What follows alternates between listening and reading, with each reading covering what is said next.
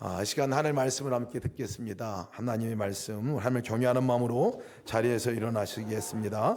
우리 하나님 주시는 말씀은 창세기 7장 1절에서 24절 말씀인데요. 저와 여러분이 교독하여 읽겠습니다. 창세기 7장 1절에서 24절 말씀입니다. 여호와께서 노아에게 이르시되 너와 내 온 집안 방주로 들어가라. 이 세대에서 내가 내 앞에 의로움을 내가 보았음이니라.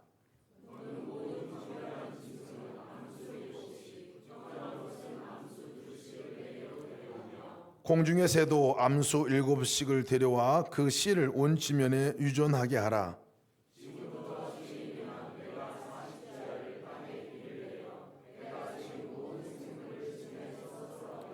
노아가 여호와께서 자기에게 명하신 대로 다 준행하였더라.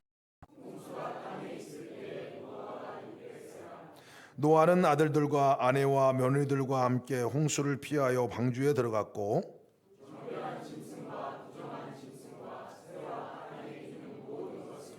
하나님이 노아에게 명하신 대로 암수 2씩 노아에게 나와 방주로 들어갔으며 노아가 600세 되던 때에 해 둘째 달 곧 그 달 11의 날이라. 그날에 큰 기품의 샘들이 터지며 하늘의 창문들이 열려 곧 그날에 노아와 그의 아들 셈, 함, 야벳과 노아의 아내와 세 며느리가 다 방주로 들어갔고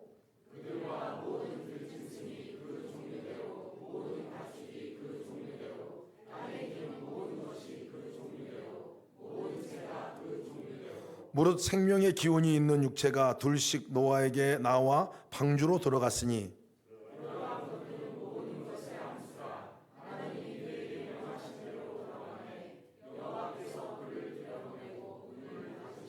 홍수가 땅에 40일 동안 계속된지라 물이 많아져 방주가 땅에서 올라왔고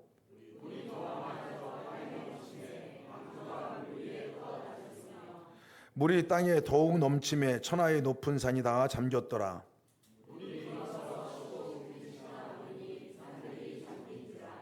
땅 위에 움직이는 생물이 다 죽었으니 곧 새와 가축과 들짐승과 땅에 기는 모든 것과 모든 사람이라.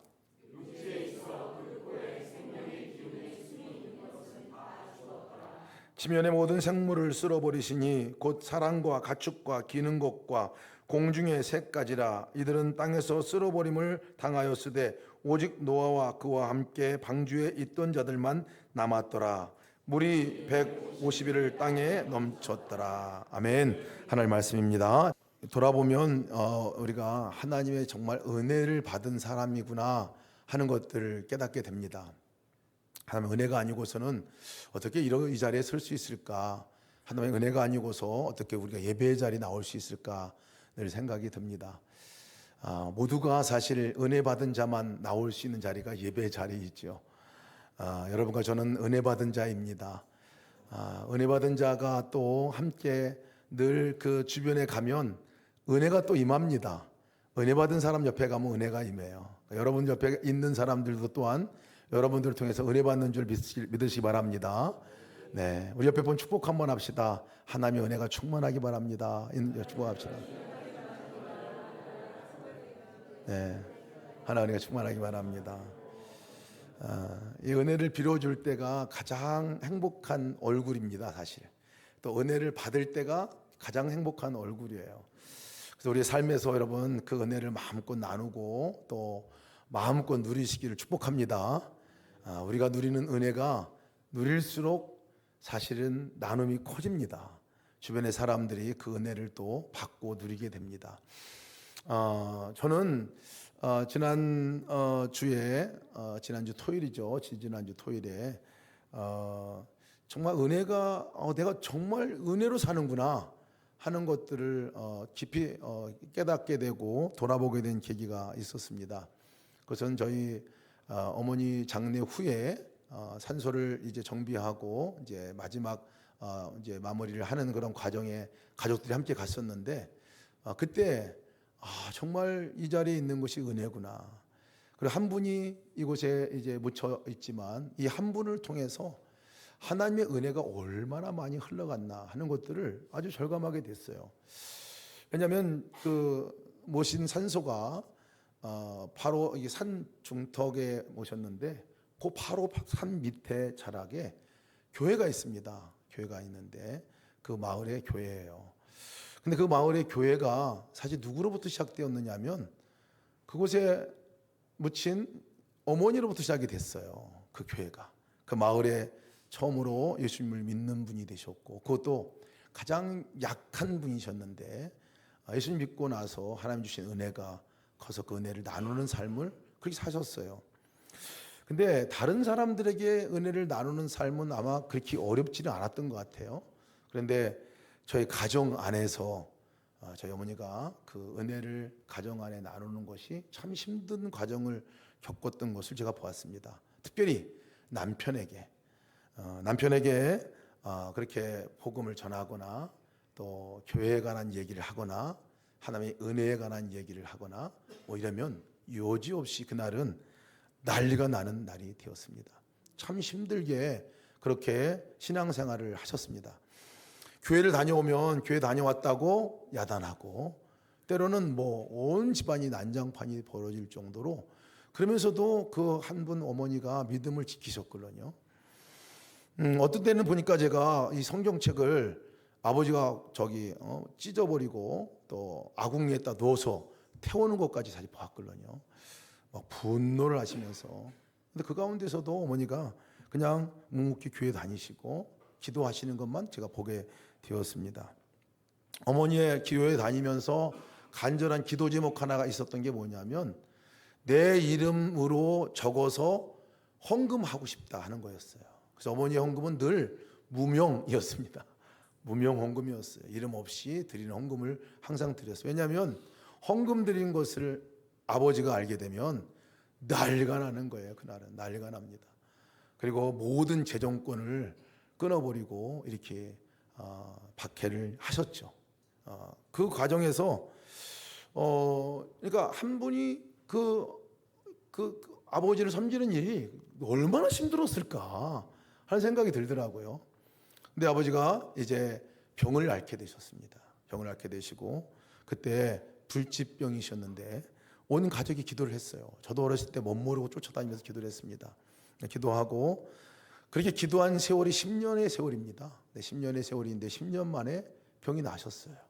그런데 그 기도하는 그 기도가 시작되고 병이 나시면서 놀라운 변화는 그 아버지가 예수님을 믿게 되셨고 그리고 교회에 출석하시게 됐다는 거예요. 여전히 헌금하는 거는 어려워하셨는데 아무튼 교회에 출석하시고 그렇게 다니셨어요. 어머니가 아버지를 위해서 기도하는 기도는 눈물의 기도였습니다. 늘 부엌에서 그 기도를 하셨어요. 한 사람이 한 영혼을 구원하는 일들이 이런 과정이구나 하는 것들을 제가 그때 보았습니다. 어머니뿐만이 아니었어요. 사실 제가 그 산소에 서서 교회를 바라보면서 있는데 바로 저 같은 사람이 저가 얼마나 말썽꾸러기인지 모릅니다. 근데 저 같은 사람이 사실은 예수님 믿고 물론 방황하는 시절도 있었는데 방황하는 시절도요. 엄마의 그 기도가 있으니까 집 나가서 방황하더라도 교회 근처 가서 놀더라고요. 교회 근처에서 방황하고 놀더라고요. 그것이 얼마나 큰 힘이고 능력인가 하는 것들을 보게 됐습니다. 저보다 더한 형님은 더 했겠죠. 해가지고 더 했겠죠. 그래서 거기서 참 우리가 이 자리에 은혜로 있다. 이 어머니의 그 믿음의 뿌리가 그 씨앗이 어떻게 우리 가정을 구원할 뿐만 아니라 이 마을에 그 절골이라는 절이 있는 그 마을에 그 마을 이름도 그런데 그곳에 이렇게 복음이 들어서 저희 사랑방에서부터 교회가 시작이 됐습니다. 그 사랑방에서 시작한 교회가 지금 가서 보니까 그렇게 가마니 공장을 개조해서 다시 교회가 되어지고 지금은 건축해서 놀라운 교회가 되어진 모습을 보았습니다.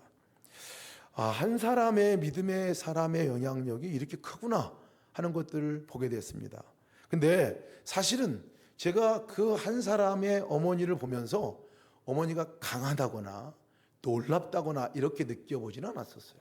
늘 연약한 한 분의 그냥 아주머니였고 엄마였고 그냥 한 분의 그냥 병 환자였던 분이셨거든요. 근데 그분을 통해서 하나님이 하신 일들은 참 놀랍구나 하는 생각을 가졌습니다. 그래서 사도행전 16장 31절 말씀을 읽을 때마다 저는 어머니가 생각이 났어요. 주 예수를 믿으라, 그러면 너와 내 집이 구원을 얻으리라. 한 사람의 예수 믿는 사람으로 인해서 그 가족이 구원받을 뿐만 아니라 다른 사람들도 구원의 역사가 일어난 것들을 그게 생각이 나요. 한 사람이 얼마나 놀라운가. 그리 대단하게 자랑할 만한 사람이 아닙니다. 근데 그 한 사람을 통해서 하나님은 그렇게 놀라운 구원의 역사를 이루시고, 아마 제가 오늘 이 자리에 있는 것도 그 한 사람이 없으면 불가능한 일이죠. 그래서 한 사람의 그 중요성을 참 깨닫게 됩니다. 오늘 우리가 노아의 말씀을 읽는데, 우리 노아의 말씀은, 노아에 관한 이 말씀은 홍수로 물로 세상을 심판한 얘기입니다. 지금 강한 홍수가 이 땅에 임하는데 이것과 비교할 수 없는 홍수로 땅을 덮어 세상을 심판한 얘기가 노아의 홍수의 이야기입니다. 심판의 이야기입니다. 969년을 참으시고 선고하신 후에도 계속 참으셔서 또 노아에게도 말씀하시는 120년을 참으시다가 홍수로 이 땅을 심판한 내용의 얘기. 살아있는 육체가 다 죽었더라 라고 그렇게 얘기를 하고 있는데, 그 심판에 관한 얘기입니다. 그런데 심판에 관한 얘기만이 아니에요. 사실 심판에 관한 얘기 가운데 강한 구원의 메시지, 구원의 얘기가 오늘 본문의 말씀입니다.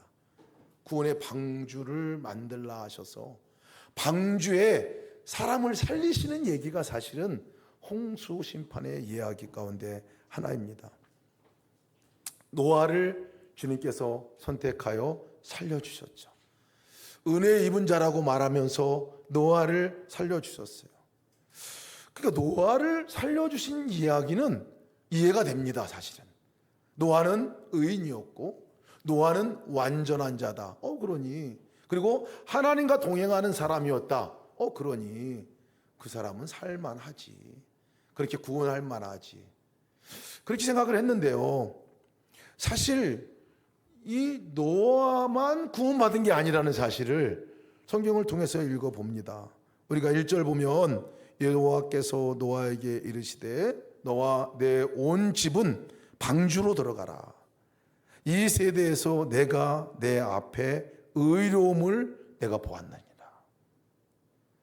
이 노아에게 하시는 말씀과 더불어 그 말씀과 네 식구들을, 너와 온 집은 방주로 들어가거라 얘기를 했거든요. 가족들을 다 데리고 가라는 얘기예요. 근데 그 가족들은 과연 노아와 같이 의인이고 온전한 자고 하나님과 동행하는 자였나? 아니에요.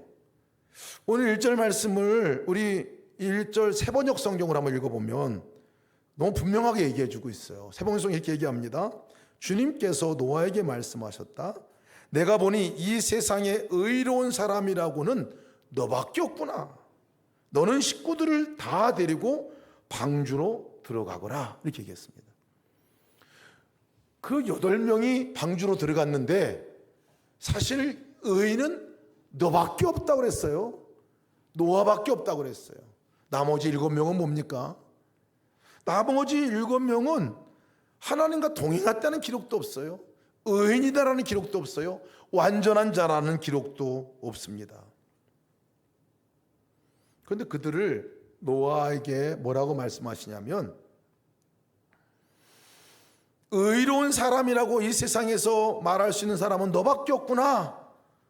근데 너는 네 식구들을 다 데리고 방주로 들어가거라 얘기합니다. 방주에 들어가게 하는 이유, 그 7명이 방주에 들어갈 수 있는 이유 도대체 뭘까요? 셈, 함, 야벳, 이 세 사람의 이름은 있지만 며느리들의 이름도 없어요. 또 노아의 아내의 이름도 없어요. 근데 그 사람들이 이제 방주로 데리고 가라고 얘기합니다. 여러분, 이것이 은혜입니다. 이것을 은혜라고 말해요. 은혜라고. 하나님의 구원의 섭리입니다. 한 사람의 은혜 받은 사람을 통해서 하나님은 다른 사람들을 구원하는 역사를 일으키시는 또 놀라운 하나님의 섭리입니다. 노아 한 사람이 동행하는 삶을 살고 그가 하나님과 함께 동행하는 그 삶을 살았을 때에 하나님께서 그의 가족들을 같이 데리고 가서 가족들을 구원해 주는 역사가 있게 되지요. 주 예수를 믿으라 그래야만 너와 내 집이 구원을 얻으리라는 말씀은 이미 여기서 이루어진 말씀 가운데 하나입니다. 지난주에 예수동행 우리 기도문 일주일 동안 우리가 묵상하는 묵상 본문이 큐티 말씀이 뭐였냐면 에스겔서 말씀이었습니다. 에스겔서 말씀. 에스겔서 47장 말씀을 우리가 묵상할 때에 그 말씀을 보니까요, 성전에서 물이 쫄쫄쫄 흘러나오는 환상을 봅니다. 성전에서 물이 너무 쫄쫄쫄, 물론 쫄쫄쫄 표현은 쓰진 않았는데 제가 보니까 쫄쫄쫄이야. 하여튼간에 쫄쫄쫄 흘러나오는 그 물이 정말 보이지도 않는 물 같은데 그것이 물이 계속 흘러가니까 그 물이 그 성역을 넘어서 성을 지나서 이제 물이 많아지고 가서 에스겔 선지자가 보니까 물을 재보니까 발목쯤 올 정도로 물이 많이 채워졌고 조금 더 지나 보니까 무릎쯤 올 정도 물이 채워졌고 더 지나니까 내 가슴쯤 이 물이 흘러가는데 이 물이 머무르는 곳마다 가는 곳마다 닿는 곳마다 그 땅이 살아나는 환상을 봅니다. 그 땅이 살아나는 환상. 사막과 같이 소망이 없어 보이고 다 죽은 것 같은데 물이 들어가는 순간에 거기서 생명의 싹이 나고 거기서 식물이 자라나는 것들을 환상을 봅니다. 그래서 숲이 되어 오아시스가 되는 거. 심지어는 사해바다, 죽은 바다에까지 이 생명의 물이 들어가서 닿는 곳마다 거기에 살아나서 거기에 물고기가 살게 되는 이 환상을 보는 장면이 이 에스겔 47장 말씀이었거든요. 그 말씀을 묵상하면서 야, 놀랍다. 그러면서 바로 그 쫄쫄쫄 흘러가는 것 같은 거기 출발점에 누가 있나 보니까요, 바로 은혜 받은 사람들이 있는 자리구나. 은혜 받은 사람이 누구냐? 노아는 도대체 누구냐? 노아의 안에 생명의 강이 쩔쩔쩔 흘러나가는, 거기서 터져나가서 결국은 노아를 통해서 노아의 가족들이 구원받는 역사가 나타나는 이 놀라운 은혜가 여기서 임한 거구나. 한 사람의 성도, 이 한 사람, 예수님을 믿고 살아가는 그 은혜 입은 한 사람이 얼마나 놀라고, 보기는 쫄쫄쫄인데 결과는 살리는 역사가 있는 놀라운 은혜가 있는 것을 보게 됩니다. 그러면서 제가 묵상하면서 이런 생각을 해봤어요. 그 에스겔 47장에 나오는 그 물줄기, 그 쫄쫄쫄 나오는 물이 막아야지, 막아버린다면 돌 하나 놓거나 뭐 하나 덮어놓으면 막혀져 버리고 말걸요. 그럼 물이 힘이 없으니까 사실은 안 터져나갑니다. 안 터져나가요. 물론 저기 가 있는 물은 막을 수 있겠지만 거기 있는 물은 막을 수 없을 것 같아요. 그러면서 갑자기 생각이 나는 게, 은혜가 내 안에 있고 내 안에 생수가 터져 나오고 생명이 터져 나오는데 그때 막아놓으면, 그때 막게 되면, 돌 하나 얹어놓으면 그 물은 흘러가지도 못하겠구나 하는 생각이 드는 거예요. 그러면서 제 아내가 이전에 환상 본 내용을 저한테 얘기해 주는 것이 생각이 났어요. 어떤 얘기냐면, 어떤 우물을 보았는데, 우물을 보는데 그 우물이 아주 풍성한 물이 그 안에 잠재되어 있는 그 바위 덩어리 밑에 물이 충만해져 있는 물이 있는 것들을 보는데, 그 물줄기가 터져 나오는 곳에 우물을 보니까 우물이 말랐다는 거예요. 그 마른 그 우물을 보고 있는데 왜 우물이 말랐지? 물속에 그 밑에는 물이 그렇게 풍성하게 터져 있는데, 가만히 들여다보니까 돌 몇 개가 이렇게 거기 막혀 있다는 거예요. 돌 몇 개가. 그 돌 몇 개가 막혀 있는 것 때문에 그 생수의 그 생명의 물이 터져 나오지 못하고 있는 것을 보고 그걸 봤다는 거예요. 그래서 꼭 우리 영적 상태 같다고 해서 한참 회개를 한 적이 있습니다. 그 돌들을 내가 옮겨가기를 원합니다, 주님. 그 돌을 옮겨주세요. 그렇게 기도한 적이 있습니다. 그 돌이 옮겨져야 사실 그 물이 쫄쫄쫄 나오는 그 물이 터져서 물이 터져 나오고 물이 가득 차지고 물이 흘러가는 역사가 나타나게 되는 거죠. 그러면서 제가 그 환상의 말씀을 보면서 언제 그 물이 막히게 될까? 그 돌은 도대체 뭘까 생각을 해봤어요. 그랬더니 불신이라는 것이 아마 그 돌이 될 수 있겠구나. 믿지 않는 거, 내 안에 생명이 있는 것을 믿지 않는 거, 내 안에 머무르는 것마다 그 물이 닿는 것마다 다른 사람이 살아나고 그것이 생명이 얻게 되는 역사가 일어날 것을 믿지 못한다면 그 불신은, 그 돌이 막혀 있으면 절대 물은 흘러가지 않겠구나 생각이 들었습니다. 여러분, 우리를 돌아보아야 합니다. 우리 안에 도대체 누가 계신 건가?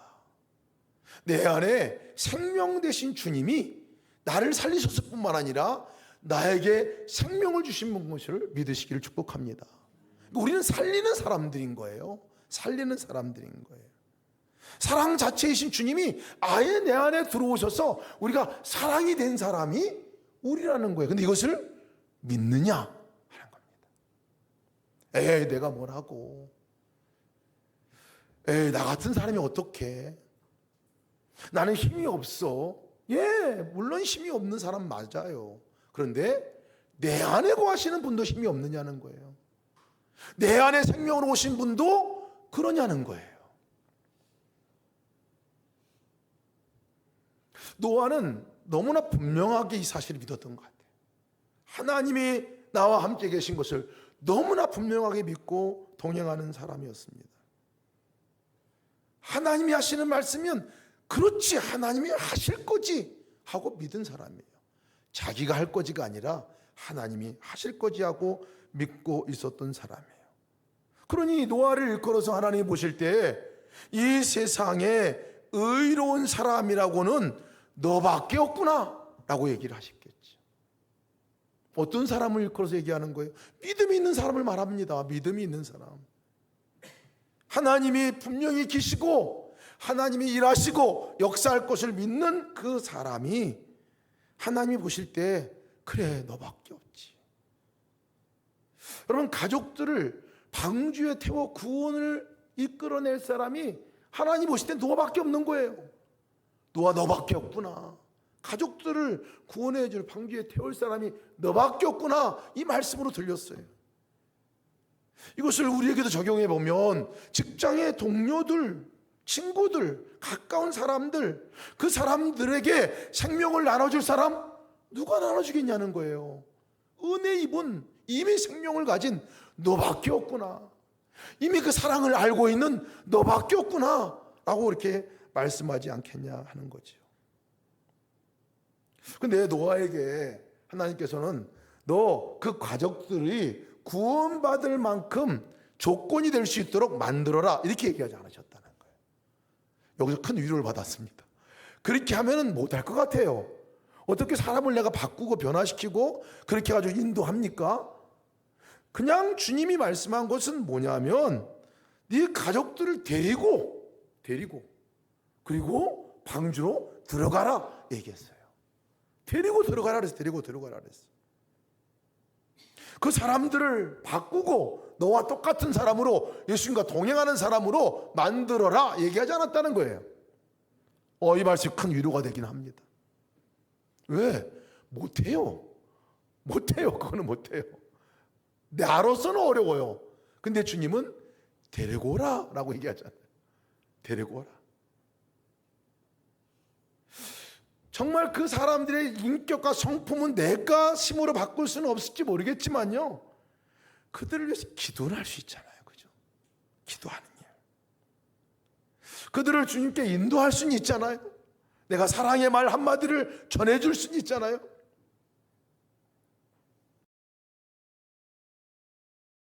한 번 더 도와줄 수 있고, 격려와 위로의 말로 말할 수 있고, 상처와 어려움 가운데 있는 그 사람들을 보듬어주고 안아줄 수는 있잖아요. 노아가 할 수 있는 것은 그들을 데리고 오는 일뿐이었습니다. 그때 마찬가지로 하나님께서는 한 사람 우리에게 무엇을 말씀하실까 보면 그리 큰 거 말씀하지 않으시는 것 같아요.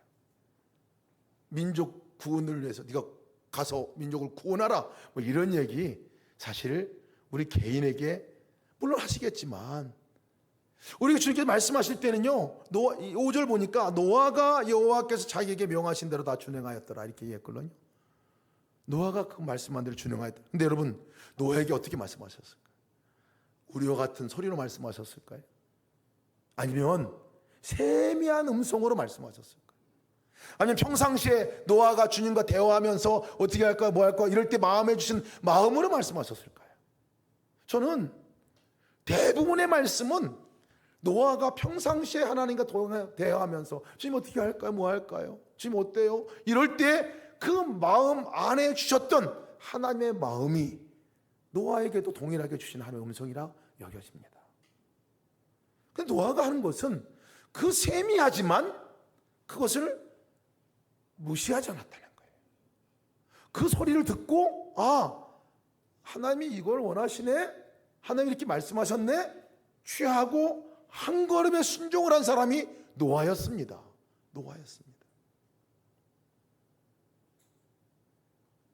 여러분, 들어야 순종도 하는 거예요. 하나님의 구원의 역사가 우리 가운데 일어나는 것은요, 언제 일어나냐면요, 나를 통해서 하나님께서 일으키실 때에 언제 일어나냐면 내가 주님이 말씀한 소리를 듣고 한 걸음 순종할 때 일어납니다. 근데 그 순종은 크지 않아요. 너 그 사람 구원시켜, 데리고 와, 뭐 이런다. 우리가 가족들 구원은 참 어려워요. 그래서요. 근데 주님께서 우리에게 말씀하시는 부분들은 하나님께서 예수께서 우리에게 작은 것들을 얘기해요. 작은 것들. 뭐 가서 그 아파하고 있는데 가서 안아줘. 아니면 커피 한 잔 사줘. 화내지 말고 따뜻한 말로 말해줘. 여러분, 주님께서 우리에게 하시는 것들이 좀 작은 음성들이 많습니다. 근데 우리가 그걸 들어야 합니다. 들어야 해요. 한 번에 데리고 와서 변화시켜가지고 완전히 이 부분들도 주님께 그렇게 하실 수 있죠. 근데 하나님께서 하시는 일은 우리를 통해서 계속 쩔쩔쩔 흘러가는 물들이 계속 흘러갈 수 있도록 그렇게 하신다는 거예요. 그 물이 임하고 닿을 때 결국은 그 속에 생명이 자라나고 결국 그 영혼이 구원받는 것들을 봅니다. 저는 저희 아버지가 돌아오는 것을 보고 그런 거구나. 한 번에 안 돌아오시더라고요. 10여 년의 세월을 얼마나 박해하고 얼마나 반대하고 교회 갔다 오면 두드려 맞고 뭐 이런 시절을 보냈는데요, 그분이 돌아오시더라고요. 가만히 보니까 저희 어머니가 매일마다 기도하는 기도에 순종하셨어요. 그 남편을 위해서 매일 기도하는 순종하셨어요. 그리고 뭐 얘기할 때 대꾸하지 않았어요. 반항하지 않더라고요. 작은 순종의 연속이었다 생각이 들었어요. 그것이 결국 하나님께서 그 영혼을 부르신 일이었구나. 제가 지난주에 이 말씀들을 묵상하면서 기도할 때 하나님, 제가 마음에 쓱쓱 스쳐가는 생각들이 안에 있었는데 뭐냐면, 내가 어머니에게 매일 전화한 것 같이 너 네 형한테 전화해라 하는 마음을 주시네. 네 형한테 전화해. 제가 전화를 그래서 전화를 이제 사실 전화하면은 제가 한마디 하면 한 10마디 하시거든요. 그래가지고 전화하기가 힘들어가 전화를 안 하는데 전화하라는 거예요. 그래서 결국 제가 전화를 그 말씀이 있어서 순정하고 전화를 했습니다. 매일 전화를 했어요. 근데 매일 전화하는 그 한 주간의 일이 좀 별일 아닌 것 같은데 엄청 형님과 제가 가까워지더라고요.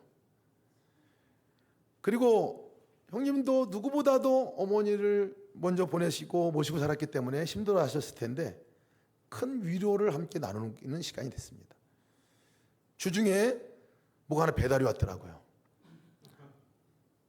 건강보조식품. 돌아보면서 그렇지 안 해도 되는데 하라고 하시는 세미한 음성 같았지만 해보고 나니까 큰 위로가 서로게 됐구나 하는 생각을 갖게 됐습니다. 제가 이 말씀 묵상하면서 또 한 가지 이제 이 본문 가운데서 마음에 쿵 하는 생각이 드는 본문이 하나 있습니다. 16절 말씀입니다. 16절 제가 읽겠습니다. 들어간 것들은 모든 것들의 암수라. 하나님이 그에게 명령하신 대로 들어가며 여호와께서 그를 들여보내시고 문을 닫으시니라. 다 들여보내고 나서 문을 닫으시니라 이 말씀을 읽는데 마음에 쿵 하는 마음이 들었어요. 왜 그러냐면 닫을 날이 오겠구나. 닫을 날이 오겠구나. 시간이 많이 남은 게 아니네 하는 생각이 들었어요. 그리 닫혀질 날이 많이 남은 게 아니겠구나. 가장 무서운 일이 아닐까 싶습니다. 닫혀지면 들어간 사람은 구원받는 사람이지만 밖에 있는 사람들은 심판받을 사람이 돼버려요. 다 물에 잠길 사람들이 돼버려요. 근데 그 날은 반드시 온다는 거예요. 닫혀지는 날. 자녀들을 위해서 전심으로 기도할 때 그 날이 그리 많이 안 남을 수도 있겠구나. 부모들을 위해서 전심으로 기도하고 사랑을 베풀고 애쓰고 섬기는 그 일이 그 시간이 그리 오래되지 않을 수도 있겠구나. 더 사랑하고 싶어도 돌아가시면 못해요. 못하더라고요.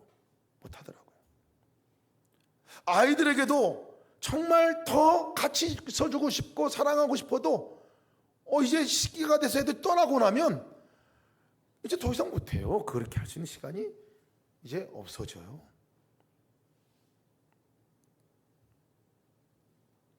지난주에 어제 저희 누님이 전화가 왔어요. 전화를 하시더라고요. 전화가 와가지고 어쩐 일인가 했더니 어머니 핸드폰을 이제 마감을 해야 된다고 닫아야 된다고 그래서 이제 KT를 가서 그 마감하러 갔는데 가가지고 전화를 이제 마무리하는데 거기에 번호가 하나 찍혀가지고 전화를 한 거예요.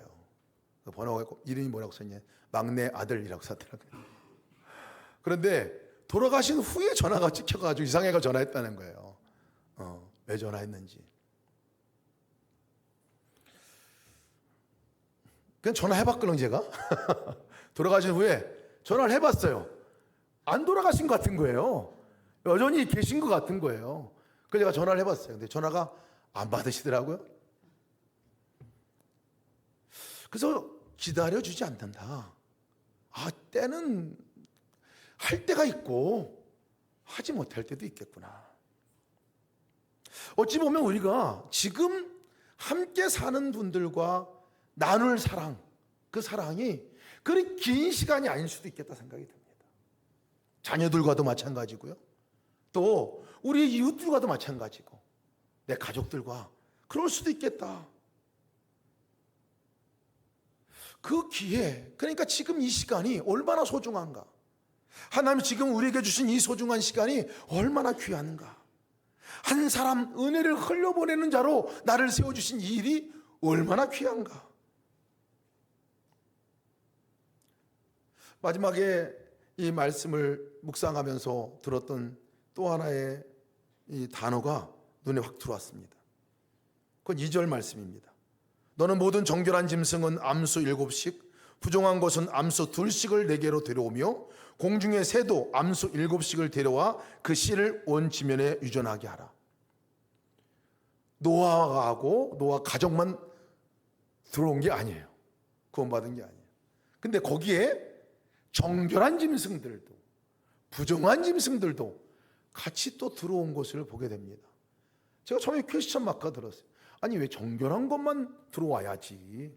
그렇잖아요 여러분.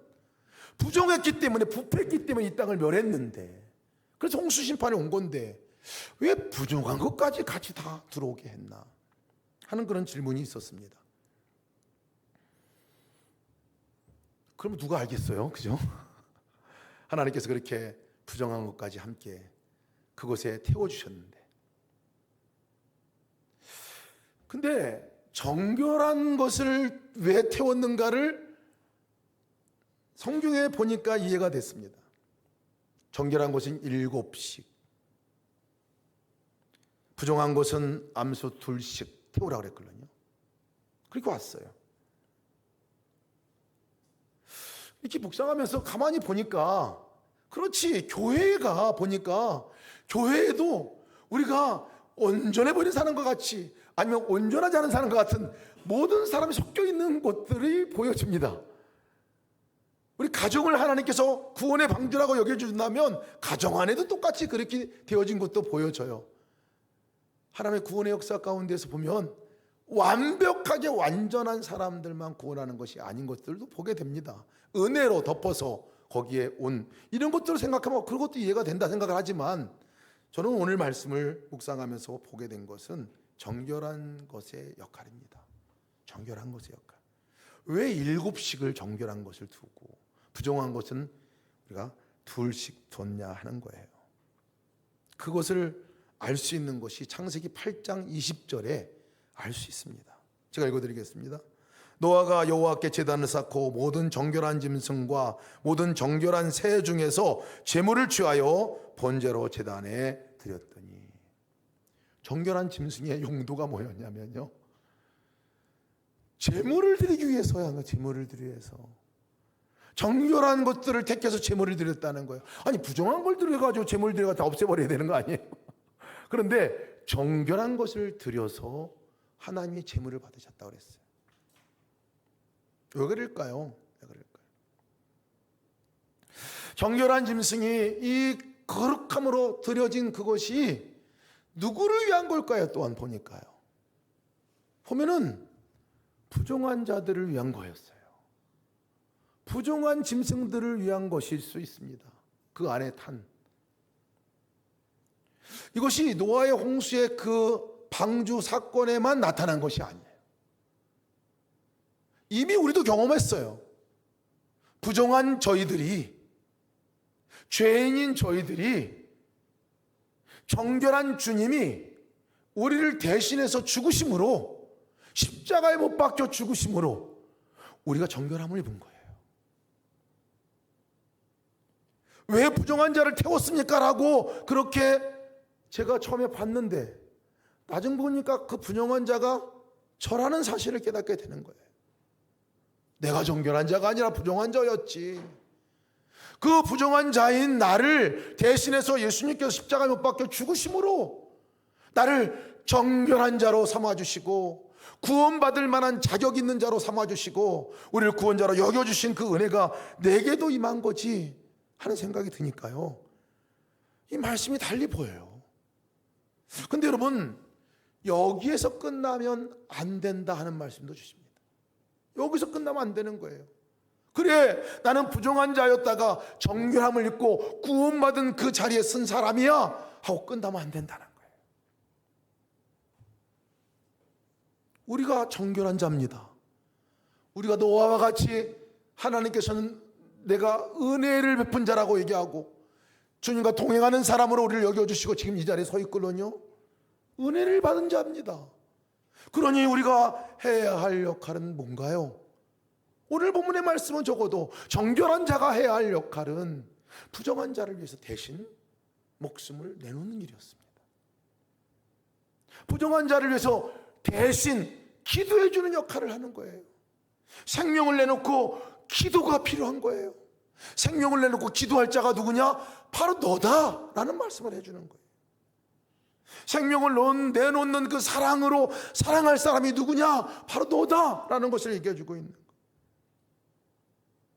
생명을 내놓을 정도로 관심을 갖고 안아주고 보듬어주고 품어줘야 될 사람이 누구냐? 바로 너다라고 얘기를 하는 거죠.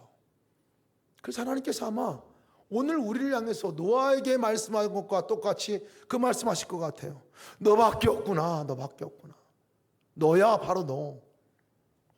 사랑할 자가 너밖에 없구나. 내 식구들을 정말 내가 너를 사랑한다는 얘기를 해줄 사람이 너밖에 없구나. 그 사랑을 보여줄 사람이 너밖에 없구나. 직장 동료들, 친구들, 함께 살고 있는 그들에게 그 생명을 전할 사람이 너밖에 없구나, 이 말씀을 하지 않겠습니까? 은혜를 입은 자입니다. 앞으로도 우리는 은혜를 입고만 살아갈 수밖에 없습니다. 은혜로밖에 살 수 없는 존재입니다.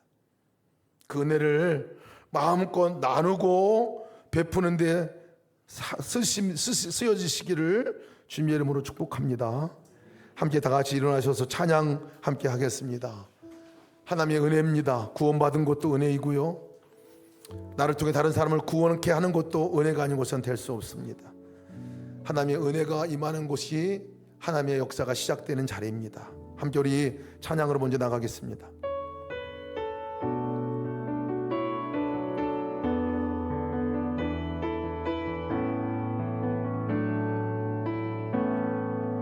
시작됐네, 우리 주님의 능력이 나의 삶을 다스리고 새롭게 하네. 자유 하네. 죄와 사망으로부터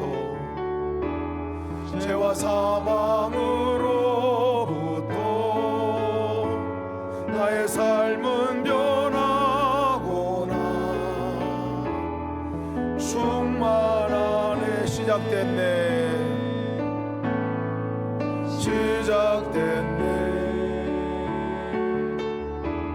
우리 주님의 능력이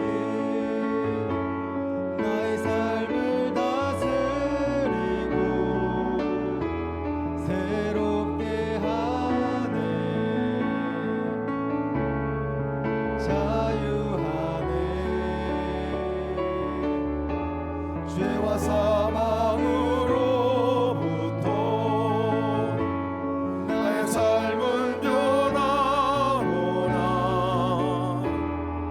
충만하네. 은혜로다. 주의 은혜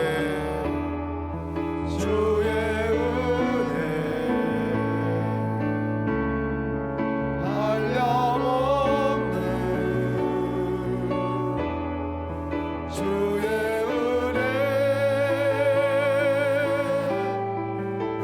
은혜로다. 주의 은혜 변함없는 신실하신 주의 은혜로다.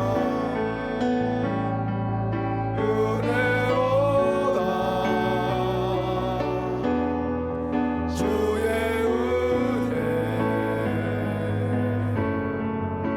한량없는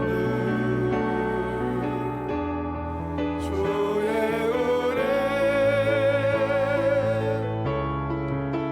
은혜로다. 주의 은혜 변함없는 신실하신 주의 은혜. 다시 동서로 기도하시겠습니다. 이 시간 기도할 주님께서는 우리를 은혜로 덮어주셔서 너밖에 없구나 라고 말씀하여 주십니다. 은혜 베풀어 주셔서 구원한 우리에게 이제 은혜를 흘려보내는 통로로 우리를 삼아주시겠다고 이미 말씀하시고 여겨주십니다. 우리 가정을 구원하는 일에 너를 사용하기를 원한다. 내 이웃들, 친구들, 동료들, 이 땅을 구원하는 일에 내가 너를 사용하기 원한다. 주님, 내가 그 일에 쓰임받기 원합니다. 그 구원의 역사에 내가 쓰임받기 원합니다. 비록 쫄쫄쫄 흐르는 물과 같지만 그 생수의 강이 나로부터 흘러가는 역사가 나타나게 도와주옵소서. 그래야 다른 사람들이 사라지는 역사가 나타나게 도와주옵소서. 동서로 함께 기도하시겠습니다. 은혜로우신 아버지 감사합니다. 주님께서 아버지 우리를 불러주시긴 도하셔서 아버지 너밖에 없구나 말씀하시는 것은 은혜였습니다. 어찌 아버지 그 말씀을 들을 자격이 있겠습니까? 아버지 하나님, 주여 우리 가정을 구원할 자로, 우리 아버지 이웃들을 구원할 자로, 아버지 우리의 동료들 함께하는 이들, 아버지 이 땅을 구원할 자로 아버지 우리를 세워주시고, 우리를 통하여 주의 은혜의 강물이 흘러가고, 우리를 통하여 생수강이 흘러가고, 우리를 통하여 생명 역사가 흘러가 아버지 많은 역사들이 아버지 주여 주변이 변화되고 주의 나라가 임하는 역사가 나타나게 될 줄 믿습니다. 그 일 가운데 온전하게 쓰임받게 하여 주옵소서. 그 일 가운데 우리가 사랑으로 쓰임받게 도와주옵소서. 온전한 순종함으로 쓰임받게 도와주옵소서. 오 하나님 감사합니다. 생수의 강이 터져나오게 도와주시고, 아버지 하나님 주여 하나님께서 노아를 통하여 그의 가족을 구원하신 것 같이 아버지 부정한 자를 할지라도 부정한 자를 아버지 하나님 주여 정결케 하는 자가 아버지를 통하여 다시 한번 쓰임받는 것 같이 그 역사가 우리 가운데 임하게 도와주옵소서. 도우시고 인도하시길 기도합니다. 우리 두 번째 기도합시다. 기도하는 것은 우리가 우리 안에 생명 되신 예수님 생수가 우리 안에 충만하게 있습니다. 그 흘러 넘치는데 내가 막지 않게 하여 주시기를, 내가 불신함으로 주를 믿지 못함으로 말미암아 그것을 막아내지 않게 하시고, 내가 그것을 열어 불신이 떠나가고 주께서 하실 일들을 믿고 내가 아니라 주님의 생수가 닿는 곳에 살아나는 역사가 나타날 것인데, 주님 마음껏 내가 쓰임받는 도구가 되게 하여 주시옵소서. 나를 통하여 부정한 자들이 거룩해지는 역사가 나타나게 하시고, 죽은 자들이 살아나는 역사가 나타나게 하시고, 하나님의 놀라운 섭리의 구원 역사가 나를 통하여 마음껏 쓰임받는 은혜가 나타나게 하여 주옵소서. 다시 한번 기도하시겠습니다. 은혜로우신 아버지 감사합니다. 주님 아버지 하나님 주여 내 안에 생명의 역사가 있습니다. 내 안에 예수 그리스도의 생명이 있습니다. 내 안에 예수 그리스도의 권능이 있습니다. 아버지 하나님 예수 그리스도의 사랑이 있습니다. 아버지 그 사랑을 흘려보내는 통로로 마음껏 쓰임받게 도와주옵소서. 그 생명을 흘러보내는 통로로 마음껏 쓰임받게 도와주옵소서. 불신의 돌이 옮겨져가게 도와주시고, 불신의 돌이 꺾어지게 도와주시고, 아버지 은혜 입은 자로 마음껏 은혜를 흘려보내며 나누며 살아갈 수 있는 놀라운 역사가 우리 모든 성도들 가운데 임하게 하셔서, 아버지 구원의 역사가 아버지 우리 모든 성도의 가정 안에, 모든 직장 안에 아버지 만나는 사람들에게 임하게 되게 하여 주옵소서. 이 많은 축복의 은혜가 있게 도와 주옵소서. 아버지 그렇게 하실 줄 믿습니다. 감사합니다. 축복하시니 감사합니다. 은혜와 사랑이 충만하신 아버지, 은혜 입은 자로 살아가게 하셔서 고맙습니다. 부정했던 저희지만, 죄인이었던 저희지만 주께서 십자가의 예수 그리스도로 말미암아 그 죽으심으로 말미암아 다시 우리를 건져내 주시고 살려주셔 정결한 자로 그렇게 불러주시니 감사합니다. 하나님의 자녀로 구원받은 자로 삼아주시니 감사합니다. 하나님 이제 정결한 자로 구원받은 자로 은혜 입은 자로 아버지 정말 주님의 놀라운 생명을 흘려보내는 데 쓰임받게 도와주옵소서. 마땅한 곳마다 살아나는 역사가 나타나게 도와주옵소서. 아버지 사랑을 마음껏 흘려보내는 자로 쓰임받게 도와주옵소서. 하나님 정말 주님께서 우리에게 주신 그 놀라운 축복을 마음껏 나를 통해 흘려보내는 통로로 사용되게 하여 주시옵소서. 그래야 우리 가정이 구원받아지고 가정의 사랑의 나라가 되기도 하시고, 내가 있는 성도들이 있는 자리가 하나님의 생명 역사가 일어나고 하나님의 사랑으로 통치되는 역사가 나타날 수 있도록 인도하여 주옵소서. 오늘 예배 나와 하나님께 예배하는 모든 성도들을 축복하시고 드린 예물을 받아주시고, 아버지 이 예물이 정말 온전한 복의 근원이요 통로가 될 수 있도록 인도하여 주옵소서. 감사로 드리는 제목마다 감사의 씨앗 되게 하시고 축복의 씨앗 되게 하셔서 계속 감사가 터져나고 넘쳐나는 성도의 삶 되게 하여 주시옵소서. 아버지 성도들이 있는 가정 또 직장, 아버지 있는 모든 터전, 하나님께서 그곳에 하나님의 나라가 임하게 도와 주옵소서. 하나님의 사랑의 통치가 임하게 도와 주옵소서. 감사합니다. 하나님 오늘도 예배를 받으시고 또 함께 하실 주님을 찬양합니다. 이제는 우리 주 예수 그리스도의 무한하신 은혜와 하나님 극진하신 사랑하심과 성령님의 함께 하심과 동행하심의 역사가 너밖에 없구나 말씀하신 주의 음성 듣고 이제 은혜 받은 자로 은혜 나누는데 온전하게 쓰임받고 살아가기 원하는 우리 모든 사랑하는 성도들 머리 위에와 가족들과 직장과 삶과 사업과 터전 위에, 그리고 온 열방의 복음을 증거하러 나간 우리 모든 선교사님들 머리 위에 이제로부터 영원토록 함께 하시기를 간절히 축원하옵나이다. 아멘.